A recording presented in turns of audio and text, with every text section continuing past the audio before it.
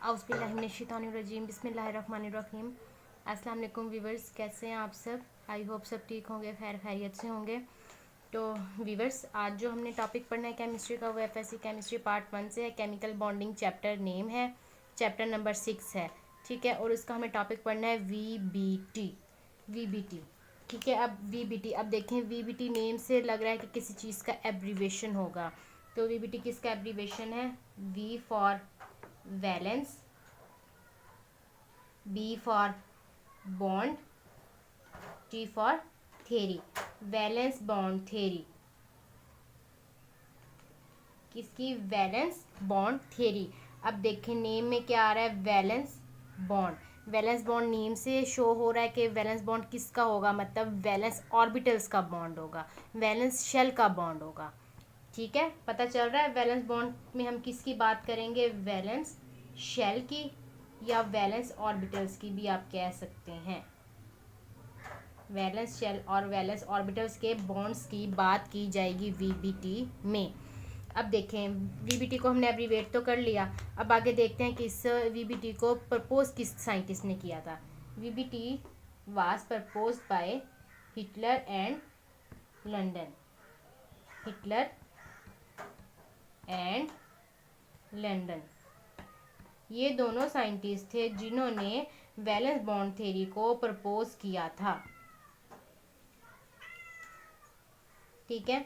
Hitler and London के बाद दो साइंटिस्ट थे जिन्होंने आगे इस थ्योरी को फर्दर डेवलप किया था, polling and Slater. Polling and Slater थे ये दो साइंटिस्ट थे जिन्होंने इस थ्योरी को फर्दर डेवलप किया था। आगे समझ, साइंटिस्ट अब हमने पढ़ लिए कि किस किस ने दिया था। अब बेसिकली वीबीटी देने का मकसद क्या था? अब लास्ट लेक्चर में मैंने वेस्पर थ्योरी पढ़ाई है, VSEPR, valence shell electron pair repulsion theory हमने पढ़ी है ना। VSEPR, valence shell electron pair repulsion theory, उसमें हमने क्या बात की थी कि किस चीज़ को डिनोट करते हैं, किस चीज़ को शो करते हैं, क्या चीज़ पढ़ते हैं वैलेंस बॉन्ड थ्योरी में? स्ट्रक्चर को पढ़ते हैं, शेप पढ़ते हैं मालिक्यूल की कि कैसी शेप है, कैसा स्ट्रक्चर है, वो तो हो गया। लेकिन आगे जब हमने ड्रॉबैक्स की बात की थी, हमने कहा था शेप तो बता देती है वेस्पर थ्योरी, लेकिन ये नहीं बताती कि वो शेप बनी कैसे है, वो कोवेलेंट बॉन्ड फॉर्म कैसे हुआ है, ठीक है। ये नहीं बताती इलेक्ट्रॉन्स कहाँ से आए हैं। तो ये बताने के लिए कि बॉन्ड कैसे फॉर्म हुए हैं, कोवेलेंट बॉन्ड कैसे फॉर्म हुआ है, वैलेंस बॉन्ड कैसे फॉर्म हुआ है, तीनों एक ही बात है, ये बताने के लिए वीबीटी को प्रपोज किया गया था। क्या वीबीटी का बेस था? हाउ कोवेलेंट बॉन्ड फॉर्म, या अगर आप वीबीटी के नेम से देखें then how valence bond form. यहाँ पे वैलेंस ऑर्बिटल की बात हो रही है, इसलिए वैलेंस का वर्ड यूज़ किया गया, मतलब आउटर मोस्ट ऑर्बिटल, ठीक है। क्या मकसद था, क्या बताने के लिए वीबीटी दी गई थी कि कोवेलेंट बॉन्ड कैसे फॉर्म होता है, यहाँ तक हो गया। अब कोवेलेंट बॉन्ड फॉर्म कैसे होगा? कोवेलेंट बॉन्ड जब भी फॉर्म होगा उसमें इंटरैक्शन होगी वैलेंस ऑर्बिटल की, इंटरैक्शन बिटवीन वैलेंस ऑर्बिटल। किसकी इंटरैक्शन होगी? वैलेंस ऑर्बिटल की इंटरैक्शन होगी, के मतलब आउटर मोस्ट ऑर्बिटल जो होगा उसमें जितने इलेक्ट्रॉन्स प्रेजेंट होंगे उन दोनों एटम्स के, उन दोनों मतलब एटम्स के दरमियान उनकी इंटरैक्शन होगी।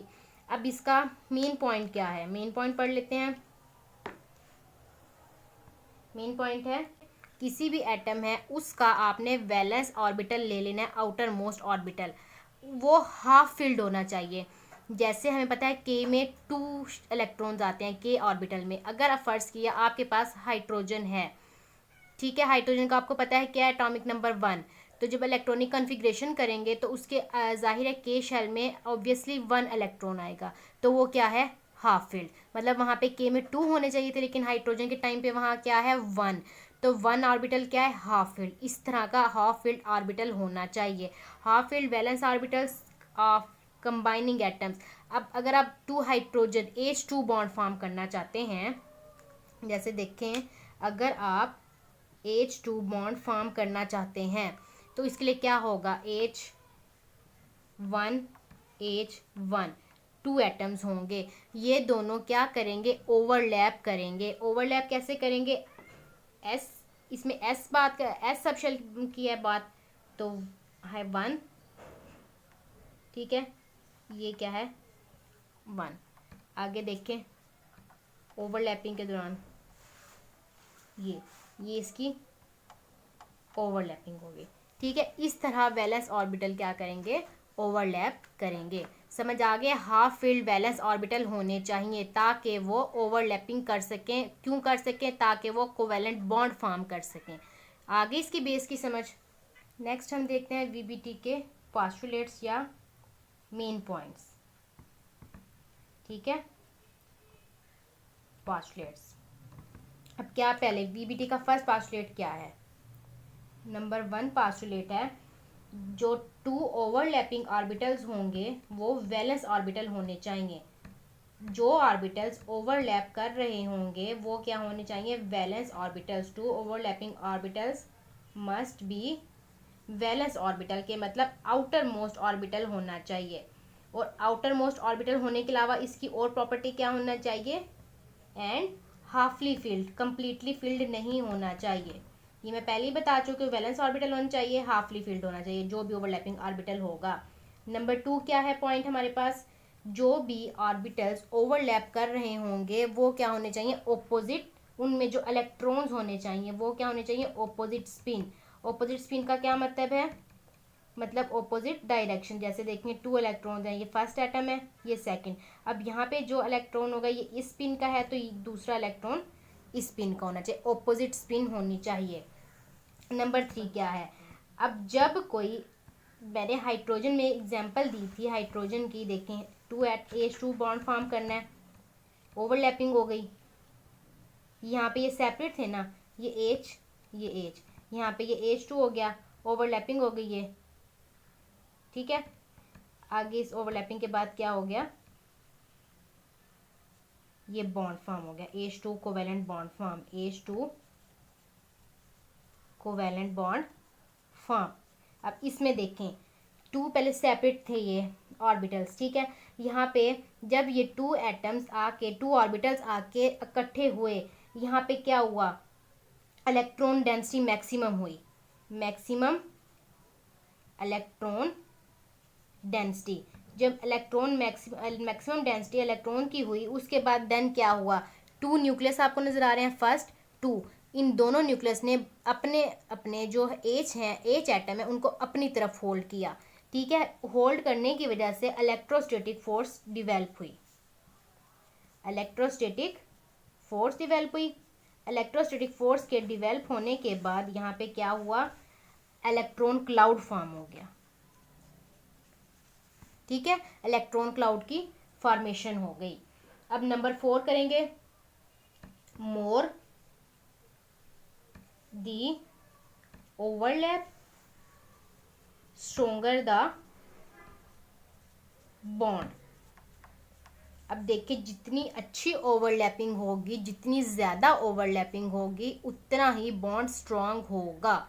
अब ये देखें, अब यहाँ पे समझ लें बहुत अच्छी ओवरलैपिंग हुई है H2 एलिमेंट में। H2 जब मॉलिक्यूल फॉर्म हुआ उसकी ओवरलैपिंग हुई, स्ट्रॉन्ग ओवरलैपिंग थी।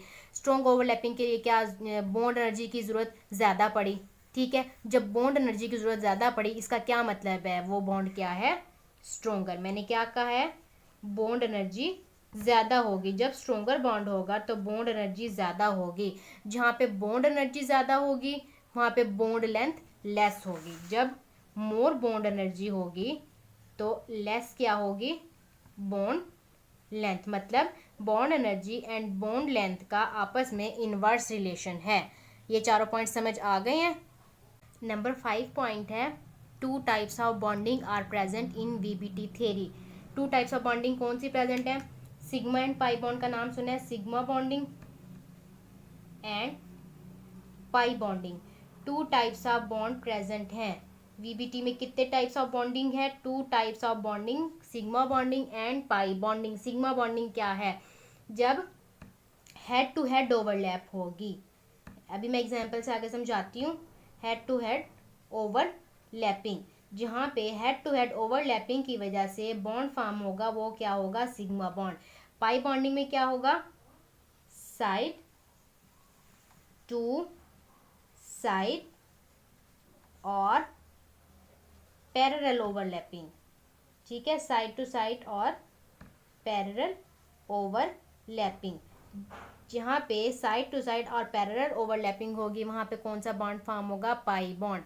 अब जैसे देखें हाइड्रोजन की एग्जांपल ली थी, एक हाइड्रोजन दूसरा हाइड्रोजन, ठीक है, 2 हाइड्रोजन्स के एटम है, आपस में कंबाइन हुए, ओवरलैपिंग हुई। ये देखें हेड टू हेड ओवरलैप हो रहा है, ये ओवरलैपिंग क्या है, head to head overlapping sigma. ये कौन सी बॉन्डिंग है, सिग्मा बॉन्डिंग। लेकिन इसी तरह अगर आप देखें, जैसे हमें पता है एक्सिस ड्रॉ करें, एक्स एक्सिस, सॉरी ये थोड़ा सा बड़ा कर लें, वाई एक्सिस और ये जी एक्सिस, ये समझ लें p x p y and p z. अब इसी तरह आप दूसरा आइटम लें, उसके भी यूं एक्सिस ड्रॉ करें, p x p y and p z, p y p x and p z. अब जो ये वाला पी एक्स आपको नज़र आ रहा है, इसकी ओवरलैपिंग इससे होगी। पी वाई नज़र आ रहा है, ये ओवरलैप किससे करेगा, पी वाई से। पी जी नज़र आ रहा है आपको एक्सिस, पी जी किससे ओवरलैप करेगा, पी जी से। ऐसी ओवरलैपिंग को क्या कहेंगे, pi overlapping, side to side overlapping, parallel overlapping. ठीक है, अगर वीडियो समझ आई हो तो प्लीज़ लाइक कीजिएगा, मेरा चैनल सब्सक्राइब कीजिएगा। इंशाल्लाह नेक्स्ट वीडियो में हम एग्जांपल्स पढ़ेंगे। तो तब तक के लिए फ़ी अमानिल्लाह, अल्लाह हाफिज़।